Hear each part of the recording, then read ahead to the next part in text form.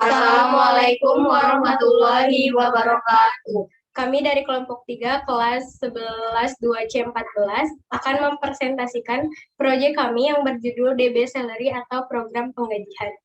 Izin memperkenalkan diri, nama saya Amelia Nagita dengan NIM 112000186.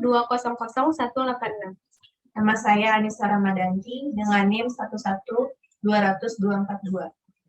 Nama saya Arda Merinia Kartika dengan NIM 112000079.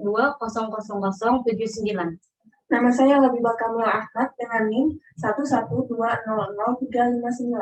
Nama saya Nurul Oktaviani dengan NIM 112000021. Selanjutnya kami akan mempresentasikan program kami. Saya di sini akan menjelaskan latar belakang, rumusan masalah, dan ruang lingkup. Latar belakang. Di era global saat ini, sudah tidak dapat dipungkiri betapa pentingnya basis data dalam sebuah sistem.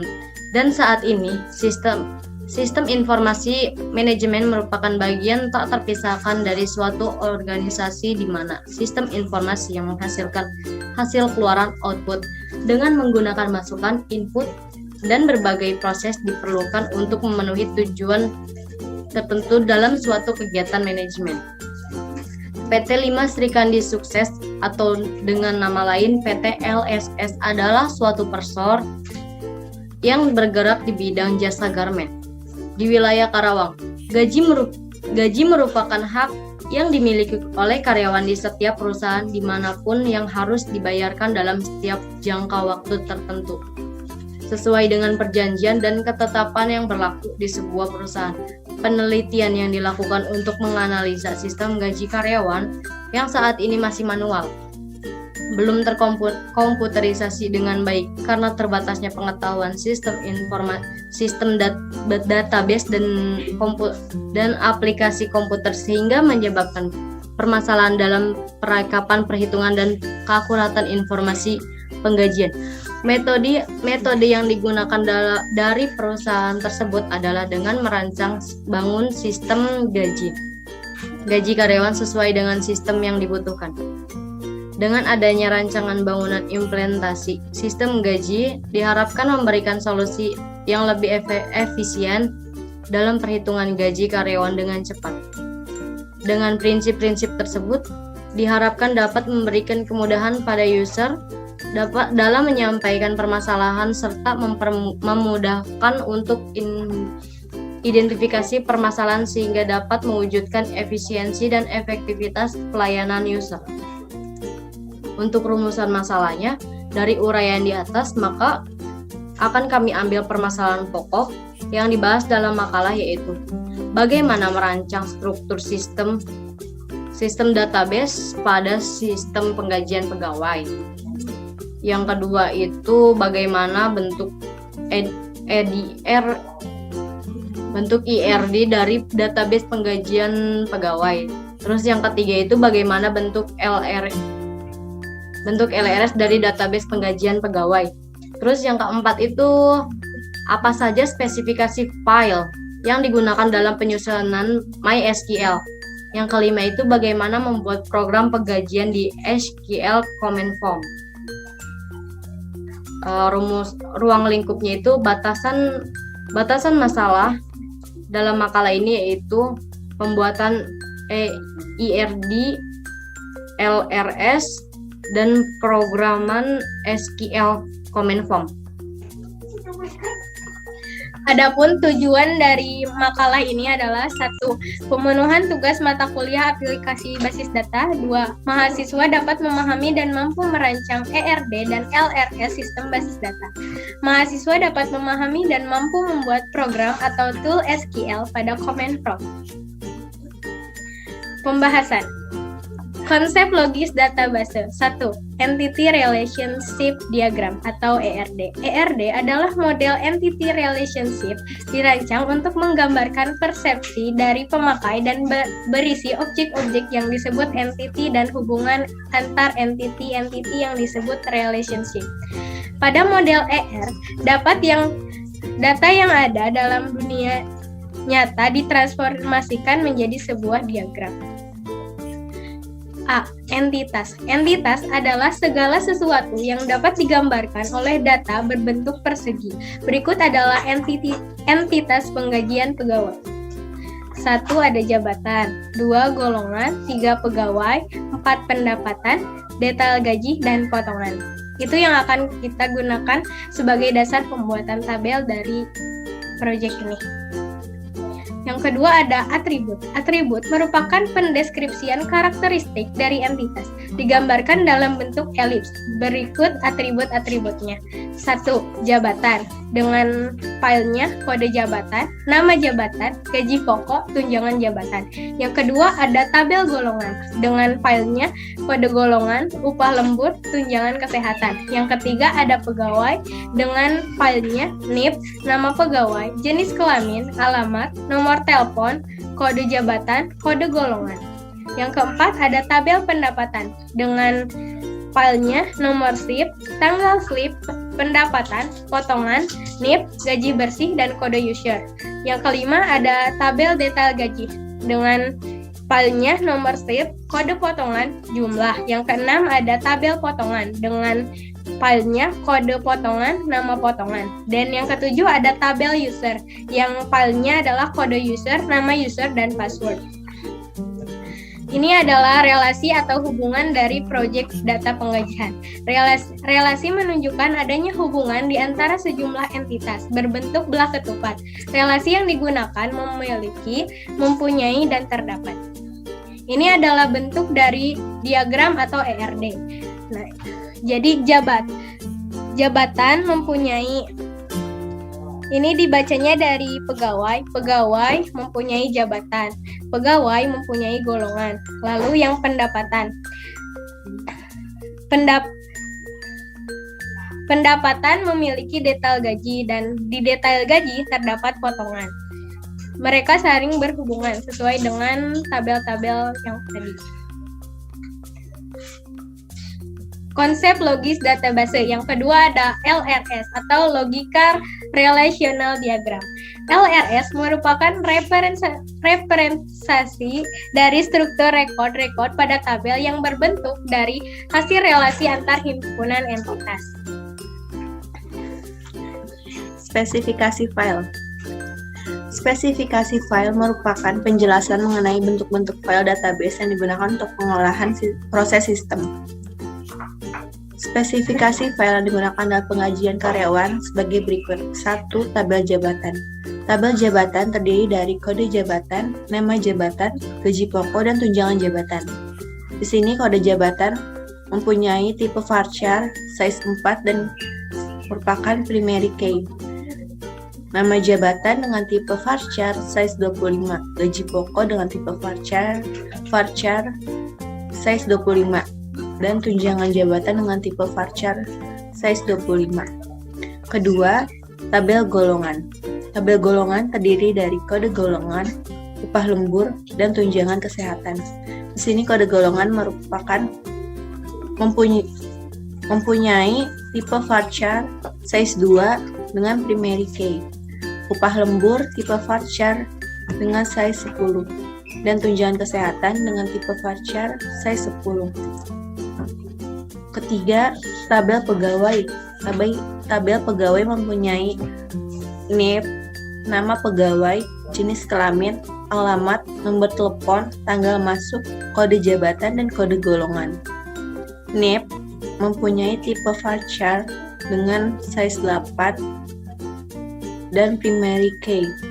Nama pegawai varchar size 50, jenis kelamin, tipe varchar size 9, alamat tipe varchar size 25, nomor telepon tipe varchar size 13, tanggal masuk tipe det, kode jabatan varchar nomor 4 size 4, kode golongan varchar size 2.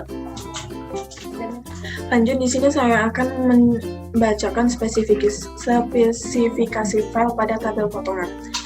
Di file name ada kode potongan dengan tipe varchar dengan size 5 dengan primary key. Nama potongan tipe varchar dengan size 25. Di sini tabel user. Tabel user, file name-nya kode user dengan tipe varchar dengan size 6, file name nama user dengan tipe varchar size 25, file name password dengan tipe varchar size 3. Spesifikasi file selanjutnya yaitu tabel pendapatan yang berisi file name, nomor slip dengan tipe varchar size 9 dengan keterangan primary key. Yang kedua itu tanggal slip dengan tipe date. Yang ketiga gaji pokok dengan tipe varchar size 10. Yang ketiga tunjangan kesehatan dengan tipe varchar size 10. Yang keempat itu upah lembur dengan tipe varchar size 10. Yang keenam dengan tipe file name NIP dengan tipe varchar size 8 4K. File name yang selanjutnya yaitu kode user dengan tipe varchar size 6 dengan keterangan 4K. Terus tabel yang selanjutnya tabel detail gaji yang berisi file name nomor dengan tipe integer dengan size 5 dengan keterangan primary key auto increment. Yang kedua itu nomor slip dengan tipe varchar size 9 dengan keterangan 4K. File yang ketiga itu kode potongan dengan tipe varchar size 5 4K. Yang terakhir itu file name jumlah dengan tipe varchar dengan size 10. Selanjutnya kita akan masuk ke dalam perintah MySQL. Langkah-langkahnya yang pertama itu kita masuk ke MariaDB terlebih dahulu melalui kominfo. Yang pertama itu c/, terus masuk lagi ke xm/mysql/bin/mysql.xc kutip min.u root min.p. Setelah masuk kita buat create database DB Celery, terus aktifin DB Celery-nya menggunakan use. Selanjutnya kita tampilkan menggunakan show database. Sudah ada di sini DB Celery-nya. Setelah itu kita buat tabel ya. Buat tabel jabatan menggunakan create table. Setelah itu kita insert info jabatan, sebutkan yang akan masuk ke dalam tabel itu. Setelah itu kita select from jabatan. Sudah muncul semua ya. Buat tabel golongan sesuai dengan struktur tabel di atas dan menggunakan perintah create table golongan. Jadi create table golongan, masukin ke dalam create table golongan tersebut. Sudah. Lanjut ke nomor 9, isikan tabel golongan sesuai dengan data yang di atas menggunakan perintah insert into golongan values. Jadi memasukkan ke dalam tabel golongan menggunakan perintah insert into golongan values. Tampilkan seluruh nomor 10, tampilkan seluruh isi rekod pada tabel golongan, gunakan tanda bintang bila ingin seluruh file ditampilkan. Menggunakan query select bintang from golongan. Lanjut nomor 11, buat tabel bernama pegawai sesuai dengan struktur tabel di atas dan gunakan perintah create tabel pegawai. Seperti biasa, create tabel pegawai lalu masukkan tipe datanya. 12. Isikan tabel pegawai sesuai dengan data yang di atas menggunakan perintah insert into pegawai values. Sesuai data yang di atas juga. Lanjut nomor 13, tampilkan seluruh isi rekod pada tabel pegawai, gunakan tanda bintang bila ingin seluruh file ditampilkan. Select bintang from pegawai. 14, buat tabel bernama potongan sesuai dengan struktur tabel di atas dan gunakan perintah create tabel potongan. 15, isikan tabel potongan sesuai dengan data yang di atas menggunakan perintah insert into potongan values. Sudah. Selanjutnya kita menampilkan seluruh isi record pada tabel potongan dengan perintah query itu select, tanda bintang, dan from potongan. Yang ke-17, kita membuat tabel user sesuai dengan struktur yang akan dibuat, yaitu dengan perintah create table user. Yang ke-18, kita mengisikan table user sesuai dengan data yang di atas menggunakan perintah insert into user values. Selanjutnya, untuk menampilkan seluruh record pada tabel user, kita menggunakan perintah select. Gunakan tanda bintang bila ingin seluruh file itu ditampilkan. Yang selanjutnya, buat tabel yang bernama pendapat sesuai dengan struktur tabel di atas dengan menggunakan perintah create table pendapat. Selanjutnya, kita mengisikan tabel pendapat sesuai dengan data yang di atas menggunakan perintah insert into pendapatan values. Selanjutnya, untuk menampilkan seluruh isi record, seperti biasa menggunakan perintah select. Bila ingin menampilkan seluruh file, maka menggunakan tanda bintang. Selanjutnya, buat tabel detail gaji dengan menggunakan perintah create table detail gaji.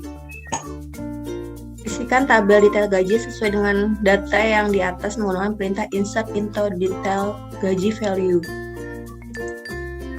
Selanjutnya, tampilkan seluruh isi record pada tabel detail gaji menggunakan tanda bintang bila ingin menampilkan seluruh file tersebut. Sini select tanda bintang from detail gaji. Selanjutnya, tampilkan daftar berdasarkan nama pegawai dan gaji pokok. Select bintang from gaji. Select nama underscore pegawai, gaji underscore pokok from pegawai pendapatan where pegawai .nip sama dengan pendapatan.nip. Menampilkan rata-rata gaji pokok pada tabel pendapatan. Menggunakan perintah select AFG gaji underscore pokok from pendapatan. 28. Menampilkan rata-rata tunjangan jabatan dan menggunakan fungsi AS alias untuk menyingkat. Di sini select AFG tunjangan underscore jabatan AS TJ from jabatan. Yang tadinya tunjangan underscore jabatan menggunakan perintah AS menjadi TJ. 29. Menampilkan nama pegawai dan nama jabatan menggunakan fungsi where.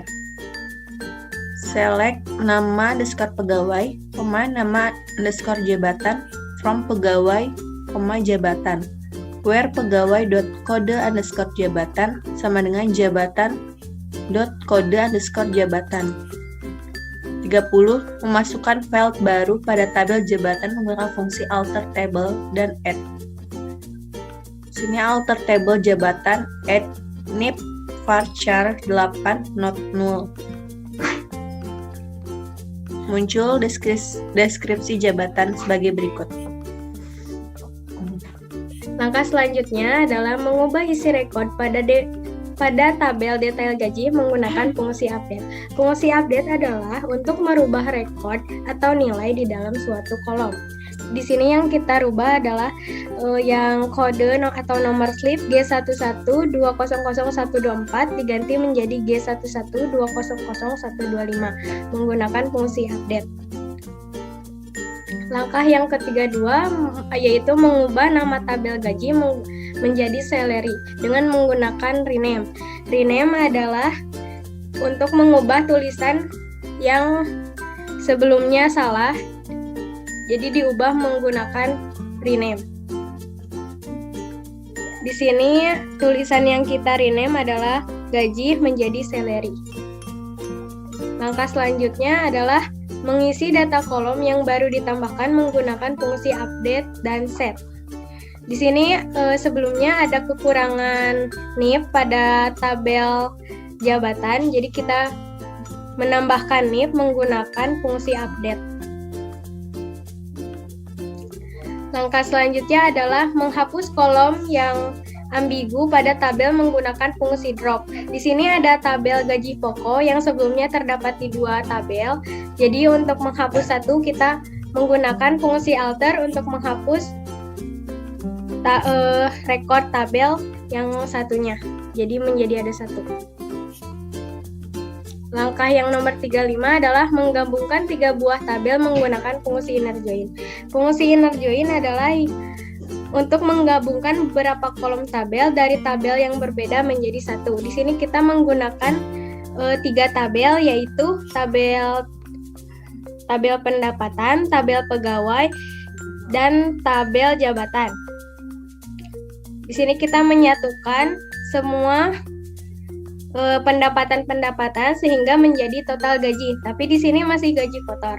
Untuk selanjutnya ada nomor 37, yaitu membuat rumus gaji bersih menggunakan inner join. Di sini kita menggunakan 4 tabel, yaitu tabel pegawai, tabel pendapatan, tabel jabatan, dan tabel potongan.